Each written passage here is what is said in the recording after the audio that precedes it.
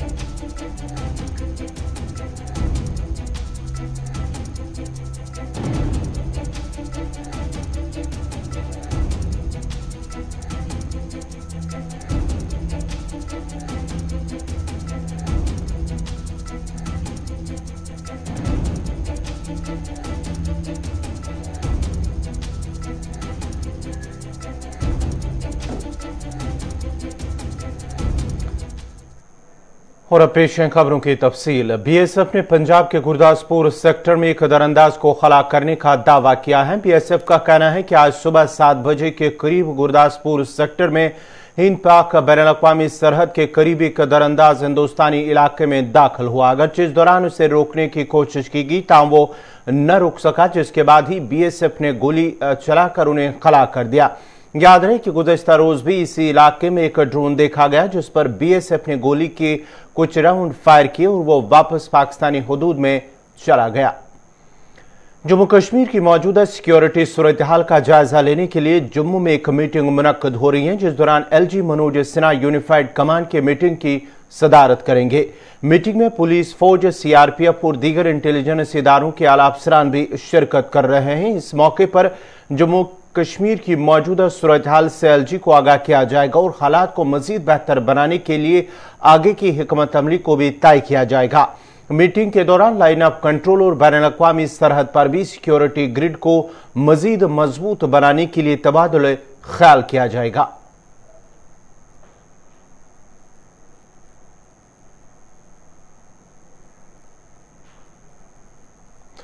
People's Alliance for Gupkar Declaration ने आज जम्मू में मीटिंग तलब की है, जिसकी सदारत डॉक्टर फारूक अब्दुल्ला कर रहे हैं। जम्मू में मीटिंग मुनक्कद करने का मकसद दिल्ली में मुख्तलिफ तबकाए फिक्र से वाबस्ता शख्सियात और हिज़्ब इख्तिलाफ की जमातों तक रसाई हासिल करके दफा 370 की बहाली के हवाले से एक मुनज़्ज़म हिकमत अमली मुरतब देना है। मीटिंग में जम्मू कश्मीर की मौजूदा सूरत हाल, सियासी सूरत हाल पर भी तबादुल ख्याल किया जाएगा, जबकि गुज़श्ता रोज नई दिल्ली में हदबंदी के मीटिंग में पेश करदा तजवीज़ पर भी तबादुल ख्याल किया जाएगा। जहाँ तक आज की मीटिंग का ताल्लुक है, इसमें एजेंडा रहेगा मौजूदा सूरत हाल जम्मू कश्मीर की, और फिर जो डिलिमिटेशन कमीशन ने एक ड्राफ्ट तैयार किया है उस पर गौर-व-फ़ोज़ होगा, और जो भी मामलात हैं जम्मू कश्मीर के मुतालिक उनको ज़ेर बहस लाया जाएगा। डिलिमिटेशन पर बहुत हाई क्राई है कश्मीर में। नहीं, लाजिमी तौर पर मैं बाद में बताऊंगा। पॉलिटिकल पार्टीज ने अपने व्यूज़ को पेश किया है। मेरा यही कहना है कि ये फर्दर डिवाइड कर लेगा जम्मू कश्मीर को कम्युनिटीज़ के अंदर, रीजन्स के अंदर, और अनसर्टेनिटी पैदा होगी। It is highly divisive and unacceptable.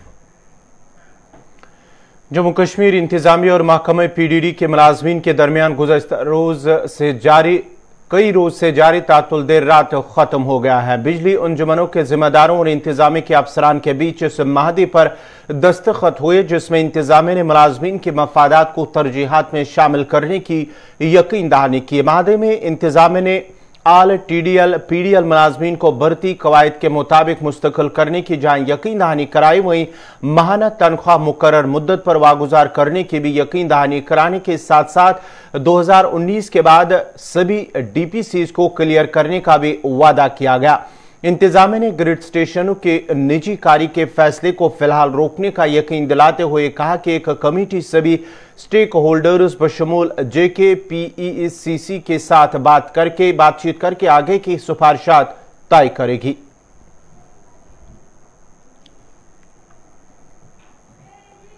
क्या फैसला हुआ है और कहां पर जाकर सहमति बनी है? जी देखिए, strike has been called off and सभी PDD के मुलाजिम इमीडिएटली अब अपना वर्क रिज्यूम कर रहे हैं और इमीडिएटली उनको हिदायत दी गई है कि रिस्टोरेशन वर्क तत्काल प्रभाव से इसको मुकम्मल किया जाएगा, ताकि जो दुश्वारियां पब्लिक को हो रही थी उनको इमीडिएटली पावर इंफ्रास्ट्रक्चर हमारा रिस्टोर हो। और जैसे कि कल भी जिक्र किया गया था, सरकार एम्प्लॉयज़ की पक्षधर है। कल भी हम लोगों ने बताया था कि अधिकतर मांगें जो हैं वो ऑलरेडी सरकार ने जो है वो मान ली थी और कर्मचारियों के हित के साथ साथ पावर सेक्टर रिफॉर्म्स और अपने पावर इंफ्रास्ट्रक्चर को स्ट्रेंथन करना भी बहुत एक महत्वपूर्ण जिम्मेदारी है। ऑनरेबल LG सर की कमिटमेंट है लोगों को, और उसके ऊपर जो है हमारे जो एम्प्लॉयज़ हैं वो अब उस पर काम करेंगे। वो हमारी स्ट्रेंथ है हमारे एम्प्लॉयज़, और मैं समझता हूँ कि जम्मू कश्मीर जो है वो पावर सेक्टर रिफॉर्म्स में सबसे अच्छा प्रदर्शन जो है पूरे मुल्क में। क्या सभी मांगे मान ली गई हैं PDD एम्प्लॉयज की? देखिए, वो डिटेल्स आपके साथ MD साहब और जो इनके रिप्रेजेंटेटिव्स हैं एम्प्लॉयज़ के, वो शेयर करें। सरतरीन मौसमी मरहले के शहनशाह चिलई कलां के इक़्तिदार की 40 रोज़ा मुद्दत आज से शुरू हो गई है। चिलई कलां में शदीद सर्दी का कमाल दिखाई देता है, लेकिन रवा साल दिसंबर के अव्वल से ही शदीद सर्दी ने डेरे डाले और मनफी दर्ज हरारत ने लोगों की परेशानियों में इजाफा कर दिया। महकमे मौसमियात ने कहा है कि आने वाले दिनों में सर्दियों की शिद्दत में मजीद इजाफा होगा। वादिया कश्मीर में 40 दिनों पर मुहित सर्दियों के बादशाह चिलई कलां के सर्द तरीन मरहले का आगाज 21 दिसंबर से होता है और अब ये आबताब के साथ 40 रोज तक जारी रहेगा। इसके इस्तिकबाल के लिए गुज़श्ता एक हफ्ते से शदीद सर्दी ने अपना डेरा पहले ही डाल दिया है। चिलई कलां के अयाम हस्ब दस्तूर दिसंबर की 21 तारीख से शुरू होकर माह जनवरी की दिसंबर को इख्तिताम पजीर होते हैं और ये 40 रोज तक अपने इक़्तिदार का भरपूर फायदा उठाकर लोगों को गुनगु मुश्किलात से दो चार कर देता है। चिलई कलां की आमद के साथ ही वादी में झील समेत दीगर आबे ज़खायर जम जाते हैं। 21 दिसंबर से 70 दिनों पर मुहित शदीद तरीन सर्दी के 3 मरहले शुरू होते हैं, जिसमें चिलई कलां के 40 रोज, चिलई खुर्द के 20 रोज और चिलबच के 10 अयाम शामिल है। के साथ मैं वाबस्ता हूँ। पिछले साल के हिसाब से इस साल बर्फ नहीं हो गया। यहाँ पूरा बर्फ होता था, श्रीनगर लेकर गुलमर्ग इन दिनों में। एक्चुअली बहुत इस साल पता नहीं है। आज चिलई कलां है, इस दिन में अगर पानी उगालते थे वो तो जम जाता था। तो साया के वजह से हम सवाय के साथ वाबस्ता है यहाँ गुलमर्ग में। हमारा धंधा जो है टूरिस्ट के साथ है। यस, अगर बर्फ नहीं होगा, कश्मीर तो सब टूरिस्ट के ऊपर ही है। ये तो अल्लाह ने धंधा रखा है, बिजनेस है हमारा। हम भी वेलकम टूरिस्ट को करता है। आप लोग आइए कश्मीर, देखिए कितना खूबसूरत है। ओके, सबसे पहले ये हमारी बदकिस्मती है, जिसकी वजह से आज चिलई कलां का पहला दिन है, स्नोफॉल नहीं हो रही है। अगर हम पिछले साल की बात करेंगे तो इस टाइम 4 से 5 फीट स्नोफॉल हुई थी पिछले साल। इस साल तो कोई कहीं पे स्नो नहीं दिख रहा है। तो अगर स्नोफॉल आज होगी इंशाल्लाह 1-2 दिन में होने वाली है, पेशन गोइज भी है, उसकी वजह से हम लोग भी खुश हो जाएंगे। चिलई कलां का नाम भी बरकरार रहेगा और हमारा भी रोजगार बढ़ जाएगा। पिछले साल इस टाइम हम लोग स्केटिंग कर रहे थे, साइकिलिंग का वो रेस हो रहा था। बहुत सारे कंपटीशन होते हैं यहाँ पे, स्कीइंग का होते हैं, स्नोबोर्डिंग का होते हैं, साइकिलिंग का होते थे। इस साल तो पूरा स्नो ही नहीं है, ना कोई कंपटीशन है, ना कुछ है, ना किसी का रोजगार है। 95% जो यूथ है टंगमर्ग की पूरा गुलमर्ग डिपेंड करती है, टूरिज्म डिपेंड करती है। अब अल्लाह ताला से हम ये उम्मीद करते हैं जो पेशन गोई दी है मौसम मुखर ने, उसके इंशाल्लाह वो पेशन गोई बराबर होगी, स्नोफॉल गिरेगा, हम भी हमारा भी रोजगार हो जाएगा, क्या बोल सियाह भी खुश हो जाएंगे, चिलई कलां बरकरार रहेगा। 21 दिसंबर यानी कि वादी कश्मीर में 40 दिनों तक चलने वाला मौसम चिलई कलां का आगाज आज रात से बाज़ाब्ता हो चुका है। जहां दिन को वादी में खुली धूप और शाम देर गई, यहाँ लोगों को सर्द तरीन रातों का सामना करना पड़ता है और यहाँ पर लोगों को रिवायती कंबल और कांगड़ी जो है उसका इस्तेमाल करना पड़ता है। और अगर महकमे मौसमियात ने आने वाले दिनों में बालाई इलाकों के साथ साथ मैदानी इलाकों में हल्की से दरमियाना दर्जे की बर्फबारी की पेशनगोई की है। अगरचे यहाँ पर बर्फबारी होती है तो चिले कलान की जो रिवायत है वो भी बरकरार रहेगी और सयाहत से जुड़े लोगों के रोजगार में भी इजाफा देखने को मिलेगा। इशफाक डार, गुलिस्तान न्यूज, गुलमर्ग, कश्मीर। भारतीय जनता पार्टी की पार्लिमानी पार्टी की मीटिंग आज मुनक्कद हुई, जिसमें वजीर आजम, वजीर दाखिला और दीगर पार्टी लीडरान ने शिरकत की। इस मौके पर भारतीय जनता पार्टी के प्रेसिडेंट जेपी नड्डा ने मैं भी इस मीटिंग में मौजूद रहे। इस मौके पर मुख्तलिफ मामलात पर तबादुल ख्याल किया गया। मीटिंग के बाद मरकजी वजीर अर्जुन राम ने कहा है कि मुख्तलिफ वज़रा की जानिब से मुख्तलिफ मामलात के हवाले से अपने तासुरात पेश किए गए हैं।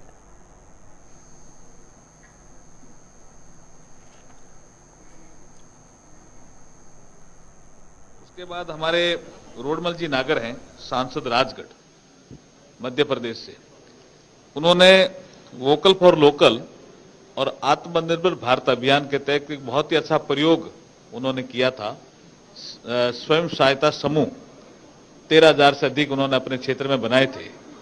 उनके माध्यम से उत्पादन, उसके माध्यम से बाजार उपलब्ध कराना और उन महिलाओं को खेती से, प्राकृतिक खेती से, दुग्ध व्यवसाय से जोड़ना और बाजार उपलब्ध कराना और वहां जो एग्रीकल्चर जो वेस्ट होता है उनको भी उपयोग में लेना। ये एक प्रेजेंटेशन हुआ था। आप सब लोग उस समय आए थे, तब वो रोडमल जी नागर साहब प्रेजेंटेशन दे रहे थे। बहुत ही एक सकारात्मक पहल है।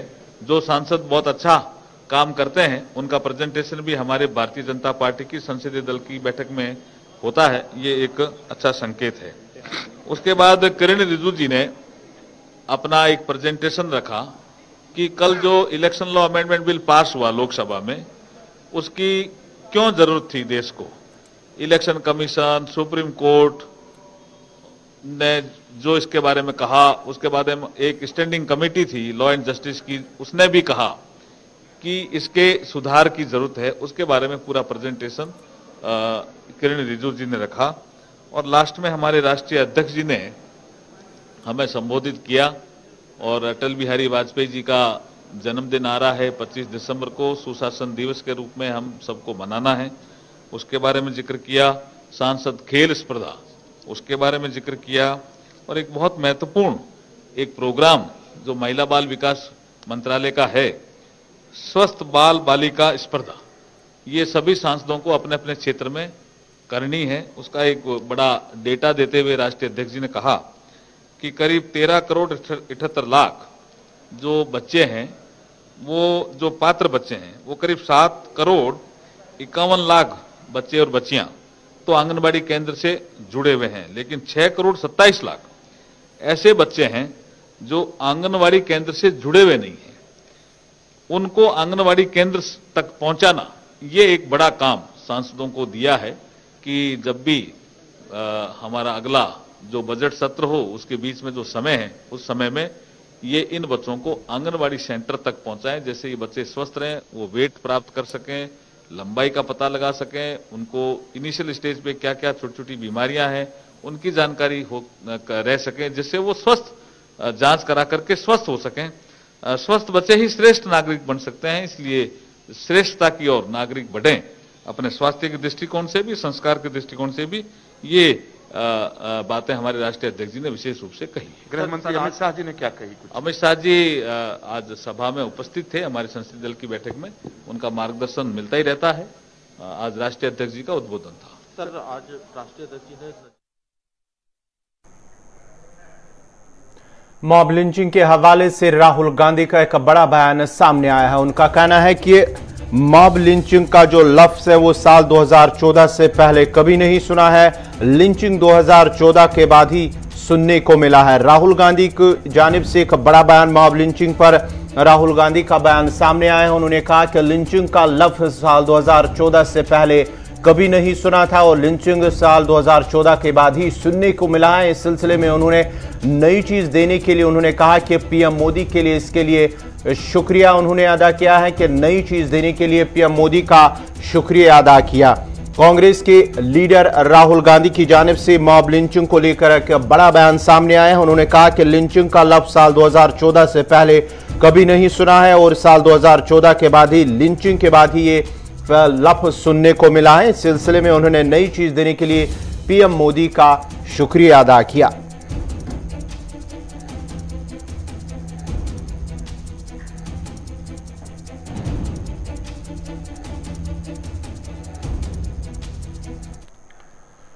वज़ीर-ए-आज़म नरेंद्र मोदी आज इलाहाबाद का दौरा कर रहे हैं और खवातीन को बाइख्तियार बनाने से मुत्तलिक खुसूसी प्रोग्राम में हिस्सा लेंगे, जिसमें 2 लाख से ज्यादा खवातीन की शिरकत मुतवक्का है। ये प्रोग्राम खवातीन को निचली सतह पर जरूरी हुनर, मराहत और वसाइल फराम करके उन्हें बाइख्तियार बनाने के वज़ीर-ए-आज़म के विजन के मुताबिक मुनक्कद किया गया है।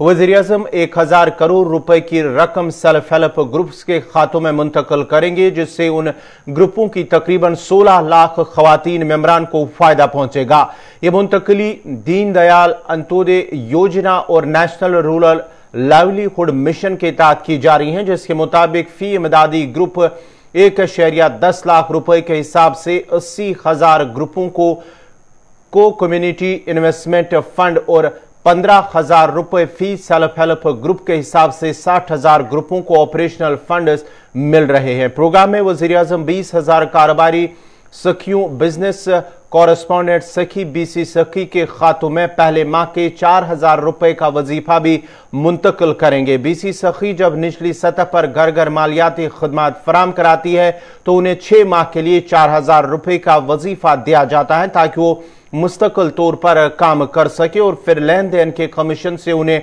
आमदनी शुरू हो जाए। वज़ीर-ए-आज़म मुख्यमंत्री कीनिया समंगल योजना के तहत 1 लाख से ज्यादा मुस्तकीन को 20 करोड़ रुपए से ज्यादा की रकम भी मुंतकिल करेंगे। इस स्कीम के तहत लड़कियों को उनकी जिंदगी के मुख्तलिफ मराहिल में शराइत के साथ नकद रकम की मुंतकिली मिलती है। फी मुस्तफीद मुंतकिल होने वाली कुल रकम 15,000 रुपए है।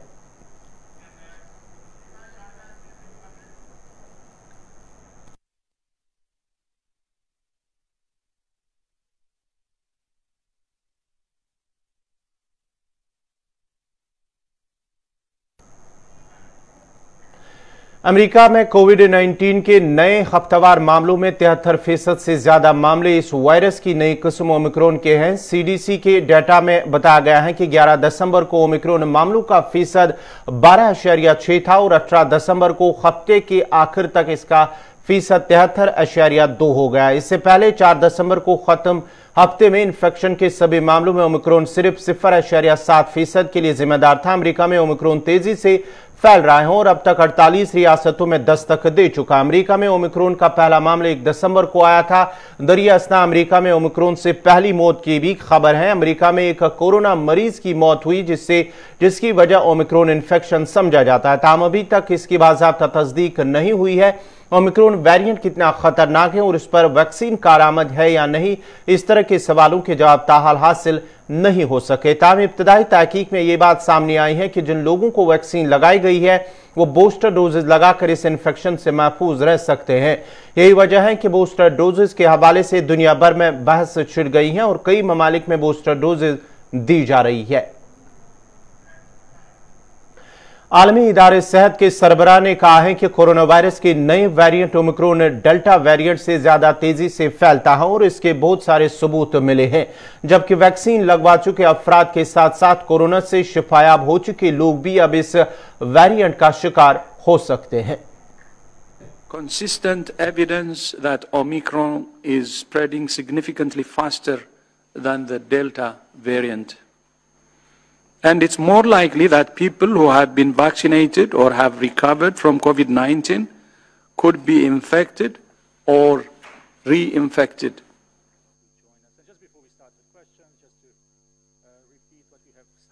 All of us are sick of this pandemic. All of us want to spend time with friends and family. All of us want to get back to normal. The fastest way to do this is for all of us, leaders and individuals, to make the difficult decisions that must be made to protect ourselves and others. In some cases, that will mean cancelling or delaying events, just as we have had to cancel the reception we planned to have with you today. But an event cancelled is better than a life cancelled. It's better to cancel now and celebrate later than to celebrate now and grieve later. None of us want to be here again in 12 months' time talking. We have to try to keep this event safe. If we are to end the pandemic in the coming year, we must end inequity by ensuring 70% of the population of every country. अमेरिकी फौजियों का इंतहा पसंदी की सरगर्मियों में मुलविस होने का इंकिशाफ हुआ है। गुज़श्ता एक साल में 100 के करीब फौजी किसी न किसी इंतहा पसंद सरगर्मी का हिस्सा बन चुके हैं। पेंटागन की रिपोर्ट के मुताबिक 100 के करीब एहलकारों ने ममनुआ इंतहा पसंदाना सरगर्मियों में हिस्सा लिया। ताम ये वाज़ेह नहीं किया गया कि वो किस किस्म की सरगर्मी में मुलविस थे, लेकिन उन्होंने हुकूमत का तख्ता उलटने या घरेलू दहशतगर्दी की वकालत का हवाला दिया।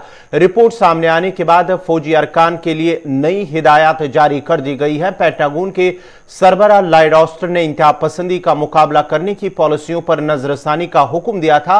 रिपोर्ट में कहा गया है कि अमेरिकी फौज के दर्जनों साबिक अरकान कैपिटल हिल पर हमले में मुलविस थे। लॉयड ऑस्टिन ने कहा है कि अमेरिकी फौजी इस हलफ का एहतराम करते हैं जो उन्होंने अमेरिका के आईन की हिमायत की और दिफा के लिए उठाया था।